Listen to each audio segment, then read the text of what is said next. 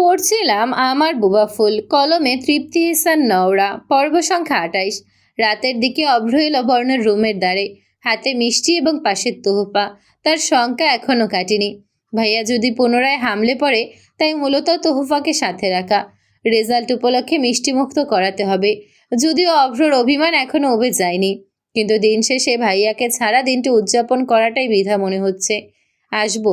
সবে শাওয়ার নিয়ে বর্ণ বসেছিল সোফায়, গায়ে কালো টি শার্ট, বেডে অবলীলায় পড়ে আছে কালো জ্যাকেটখানা। হাতের পুরনো ব্যান্ডেজ তুলে নতুন করে বাঁধার কার্যক্রম চলছে। অভ্রর কণ্ঠ পেয়ে মাথা তুলে চাইল নিষ্প্রভ দৃষ্টি মেলে। দরজা চেপে রাখা। খানিক আগে আজাদ শিকদার এসেছিলেন। উঠে আর দৌড়লক করেনি সে। ফাঁক দিয়ে অভ্রর মুখোশটি অল্প স্বল্প দৃশ্যমান। বর্ণ হাতের ইশারায় প্রবেশের অনুমতি দিল। অভ্র দুঃখ পেল মনে মনে। ভাইয়া ঠিক আগে যেমন নির্বিকার থাকতো, এখনও তাই আছে। তাকে দেখে একটুও অপরাধবোধ কাজ করছে না ভাইয়ার। অভিমানের পাল্লা ভারী হয় অভ্রর। নিঃশব্দে ভেতরে প্রবেশ করে বর্ণের সামনে মিষ্টির প্লেটটা রেখে পুনরায় উল্টো পা চালায়। জিপিয়ে আপনা আপনি পা থেমে যায় অভ্রর। এক মুহূর্তের জন্য অভিমান ছুটে পালিয়ে শঙ্কা জেঁকে বসে। সে জানে ভাইয়া তার আগেই জিপিয়ে দেখে নিয়েছে। এখন তার মুখ থেকে শুনে নির্ঘাত হেয়ালি করবে। বর্ণ চোখ তুলে তখনও দেখেনি তাকে।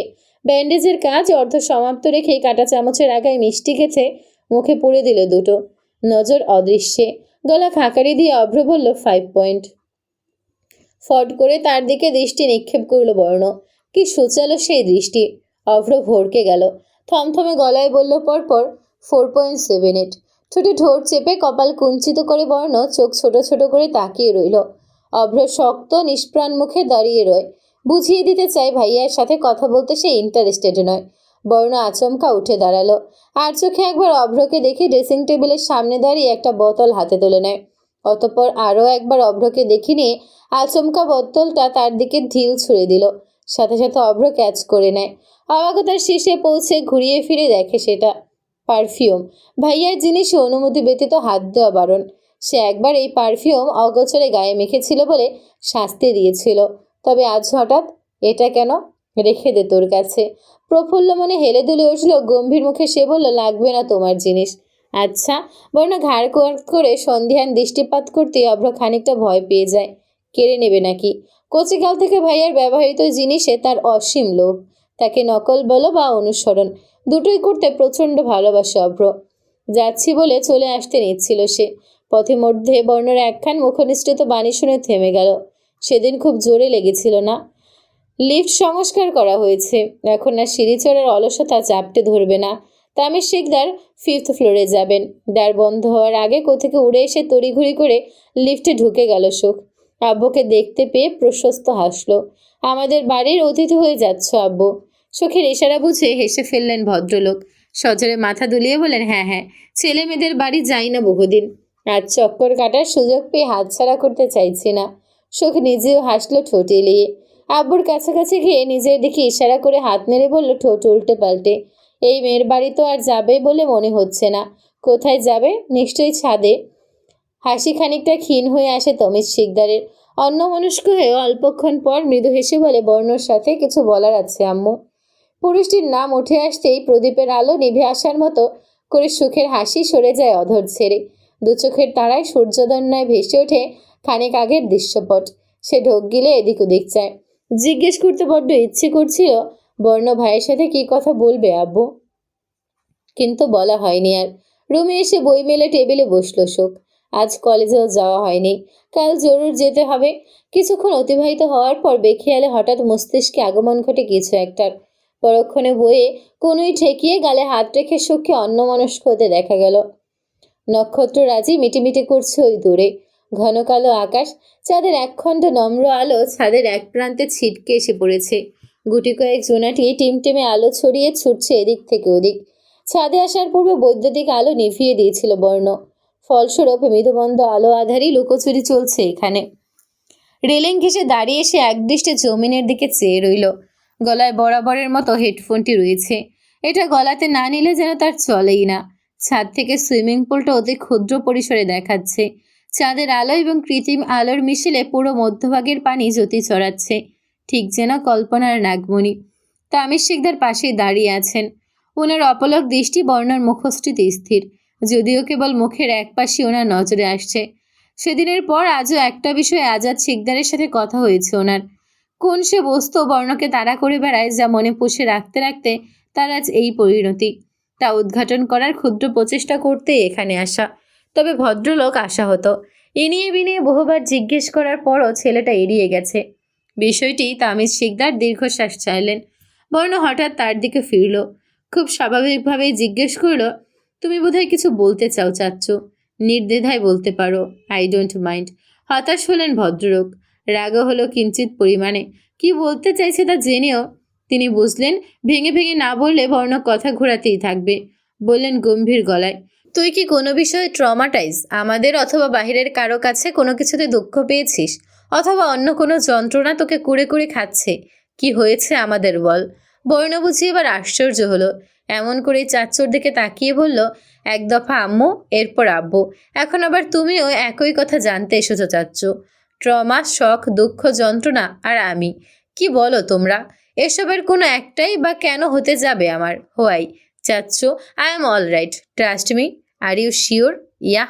কাউকে ভালোবেসে হারিয়ে ফেলেছিস, অথবা ধোকা দিয়েছে কেউ? বর্ণ এবার শব্দ করেই হেসে উঠল। আশেপাশে প্রতিধ্বনিত হলো সেই হাসির ঝঙ্কার। তামিজ শিকদার কপাল কুঁচকে তাকিয়ে রইলেন। ভদ্রলোক এখন বিরক্ত হচ্ছেন বর্ণের উপর। হাসি থামিয়ে বর্ণ সগর্বে জবাব দিল, ভালোবাসা রাশিয়ান বর্ণের সম্পর্ক আকাশ আর জমিনের মতো। একটা থেকে অপরটার দূরত্ব যোজন যোজন। তবে এটা তো হেলাফেলা ভেবো না চাচ্ছ।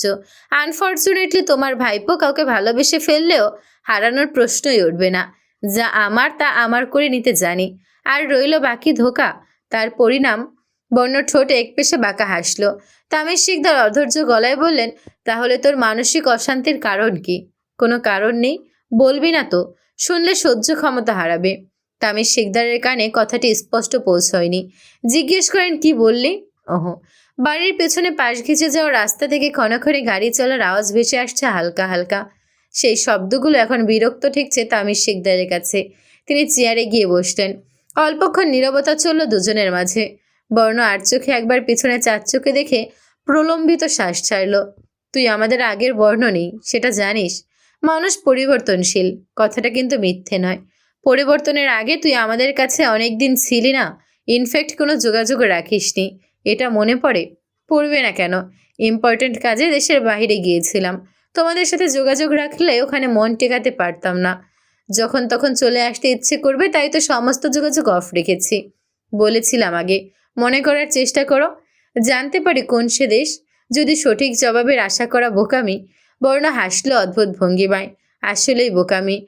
বা হাতটা প্রচণ্ড অবহেলায় রেলিংয়ে রাখল সে। আঘাতপ্রাপ্ত জায়গা টনটন করে ওঠে। আলোতে নিয়ে গেলে নিশ্চয়ই দেখা যাবে সেলাই থেকে রক্ত ছুটছে। বর্ণ দমে গেল না।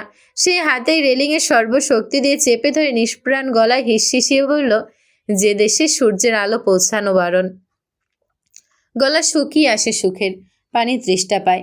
ধীরে ধীরে চোখে এক ঝলক দৃষ্টি তুলে বর্ণকে দেখে পুনরায় নজর নামিয়ে নেয়। কলেজ যেতে পরিপাটি হয়ে লিফটে মাত্রই প্রবেশ করেছিল। পরপরই বর্ণ এসে মজাদার খাবারের বাহাত ঢুকিয়ে দিল যেন। ইচ্ছে করেই এখন মাঝপথে লিফট বন্ধ করে দিয়ে বাজ পাখির দৃষ্টিতে চেয়ে আছে লোকটা। চোখ বারংবার ঢোক গিলে গলায় হাত বুলিয়ে নেয়। অবচেতন মনেই মস্তিষ্কে ঘুরঘুর করছে একটি ভাবনা। সেদিন অভ্রকে যেভাবে গলা চেপে ধরেছিল তাকেও যদি ধরে, অথবা রুমের ত্রিসীমানায় ঘেঁষতে নিষেধ করার পরও সেদিন অমান্য করার অপরাধে এখন যদি শাস্তি দেয়। পরপরই মনে পড়ে সে প্রতি রাতে বর্ণ এবং বাকি সবার সামনে নিজেকে শক্ত পেশ করার প্রতিজ্ঞা নেয়। তবে এখন ভয় পাচ্ছে কেন? সে তো এতটাও ভীতু নয়। ফিরতি মস্তিষ্ককে শাসিয়ে দিল আরও একটিবার। বর্ণ ওই দানবীয় হাতখানা একবার গলায় উঠে আসলে সকল শ্বাস উড়ে যাবে ডানা মেরে। মস্তিষ্কের কথা এবারে আমলে নিল না সুখ। দেখা যাক বর্ণভাই কি করতে পারে। অনুভূতি শূন্য দৃষ্টিতে সুখ বুকে বই চেপে অন্যত্র তাকিয়ে রয়। বর্ণ তীক্ষ্ণ দৃষ্টিতে সুখকে পরখ করে যাচ্ছে বারবার। কি দেখছে সে নিজেও হয়তো বোধগম্য নয়। মূলত স্বপ্ন দেখা ফুলকে এই ফুলের সাথে মেলাতে চাইছে। এই ফুল স্বপ্নের মতো লাজুক হাসে না আজ বহুদিন। তার দিকে মন্ত্রমুগ্ধ হয়েও তাকায় না। আর কেন এই কোনোর উত্তরটা অন্তঃকরণ থেকে কেউ একজন দিয়ে দিল যেন। সেদিন প্রত্যাখ্যান করার অপরাধে। মুখ কুচকালো বর্ণ। লিফট পুনরায় অন করে সুখের দিকে চেয়ে থাকতে থাকতে আচমকা তুচ্ছ-তাচ্ছিল্যের স্বরে বলল, হাতের নখগুলো দেশি মুরগির মতো পেলে পুষে এত বড় করতে তোর বিবেকে একবারও বিঁধল না?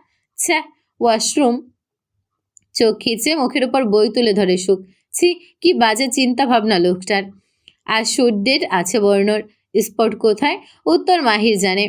মাহির অবশ্য জানিয়েছিল বর্ণকে, কিন্তু তার মনে পড়ছে না। এখনো ফ্ল্যাটেই আছে তারা। মাহির প্রয়োজনীয় জিনিসপত্র প্যাকিং করছে। বর্ণর উদামগা, বডিতে স্প্রে করছে, জামা কাপড় বেরিয়ে রাখা। ফোন বেজে উঠল সশব্দে। বর্ণ কপাল কুঁচকে একবার ওপি দিয়ে চাচ্চু নামটা দেখে ফোন রিসিভ করে স্পিকার অন করে পাশে রেখে দিল। মজার ছলে কিছু বলতে নেওয়ার আগে ওপাশ থেকে ক্রন্দনরত গলায় বলে উঠলেন তামিজ শিকদার, আমার মেয়েকে খুঁজে পাচ্ছি না বর্ণ, তুই আয় এক্ষুনি।